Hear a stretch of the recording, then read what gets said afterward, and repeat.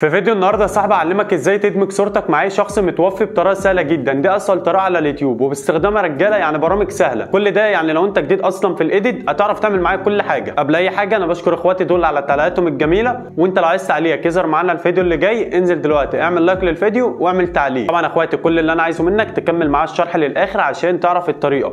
لو قدمت خطوه في الفيديو ما تسالنيش بقى ما عرفتش الكلام ده كله، وكل الملاحقات وكل البرامج اللي استخدمها هتلاقيها في الرابط اللي في الوصف وهتلاقيه متثبت في اول تعليق. فكل اللي انا عايزه منك لو انت لسه ما عملتش لايك للفيديو اتاكد ان انت عملت لايك واشتركت في القناه، ويلا بينا على الشرح.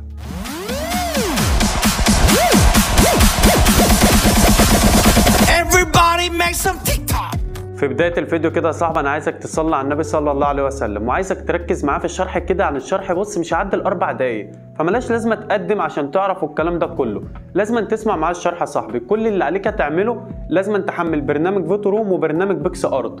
طيب احمل البرامج دي منين؟ هتنزل يا صاحبي في الرابط اللي في الوصف هتلاقي اللينكات. ما انتش عارف يعني ايه وصف، هتدخل على اول تعليق يا صاحبي متثبت في التعليقات هتلاقي اللينكات. تمام كده؟ تمام كده خلصنا من البرامج. بعد ما اثبت البرامج على التليفون بتاعي اعمل ايه؟ اول حاجه نستخدم برنامج فوتوروم عشان نفرغ الصوره بتاعتنا، اللي احنا نقص الصوره بتاعتنا. كل اللي عليك بتضغط على علامه بدء الصوره بالشكل ده كده، وبعدين بتختار الصوره اللي انت عايز تقصها. هتلاقيه بدا يقص الصوره معاك زي ما انت شايف. مفيش اسهل من كده، بس طبعا لازم أن تكون متصل بالداتا. وبعدين هتضغط على كلمه شفاف يا صاحبي، وتضغط على كلمه مشاركه، وتضغط على كلمه حفظ في المعرض. كده حفظ معانا الصوره والدنيا تمام. طبعا انت هتعمل صورتين مش صوره واحده، الصورتين اللي انت عايز تدمجهم.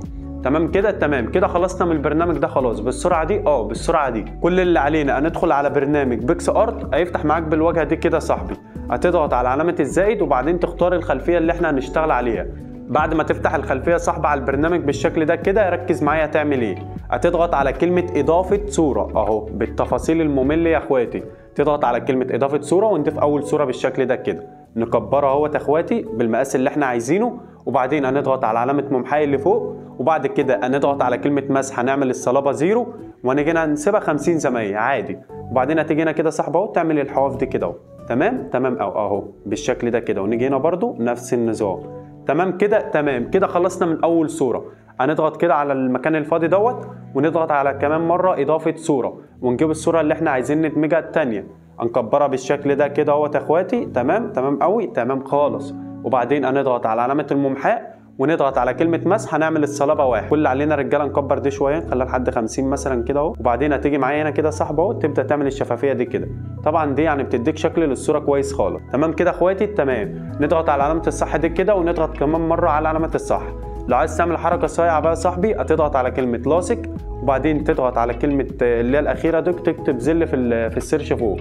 بعد ما تكتب زل يا صاحبي تلاقي الملحق ده كده هتجيبه كده اهو يعمل زل ما بينكم وتقلل الشفافيه. طبعا يا اخواتي انا بشرح لكم اسهل طريقه، انا ما بنزلكش الفوتوشوب الصحيح والكلام ده، انا بنزل لك اسهل طريقه. انا ممكن اطلع شغل احسن من كده وانتوا عارفين بكده كويس، لكن في ناس اصلا مش عارفه يعني ايه فوتوشوب، فانا بشرح لهم بالتفاصيل وحاجه كده سهله اللي هم يقدروا يعملوها. لان انا عندي رسائل كتير قوي على الانستا عايزين دمج الصور، فانا نزلت لكم الشرح. طيب المهم خلينا في شرحنا. بعد ما تعمل الصوره تضغط على السهم ده كده كده انت حفظت الصوره. كل اللي عليك هتدخل على برنامج اللايت روم يا صاحبي وتضيف الصوره بالشكل ده كده. طبعا برنامج لايت روم ده برده هتلاقيه في الوصف معانا او نخرج منه اهو، هتلاقيه في الوصف معانا. هتدخل عليه بالشكل ده كده صاحبي وتبدا الفلتر ده. طبعا الفلتر ده صاحبي هتلاقيه برده مع الملاحقات اللي هو بتاع الخلفيه. طيب كل اللي عليك اللي انت بتاخد الفلتر ازاي. تلاقيني سايب لك صوره تحت يا صاحبي بعد ما تضيفها لبرنامج اللايت روم هتضغط عليها على الثلاث نقط دول وتضغط على كلمه كوب ستينج وعلامه الصح دي كده، وبعدين مثلا هنشيل لكم من على الفلتر اهو. بعد ما تاخد بقى صاحب الفلتر كده هتضغط تاني على الثلاث نقط دول وتضغط على كلمه باس ستينج هتلاقي الفلتر اتحفظ معاك. طبعا هتضغط على علامه مشاركه وتحفظ الصوره. لو عايز تعمل حركه صايعه اخيره بقى كده صاحبي وتعلي الجوده بتاعه الصوره هتحمل برنامج ريميني ده من متجر بلاي. طبعا انا كنت بجرب نخرج منه عادي. تحمل برنامج ريميني ده من متجر بلاي وبعد كده تضغط على الصوره وتضغط على الكلمه دي كده اهو وتضغط هنا. بعد ما تخلص هتلاقي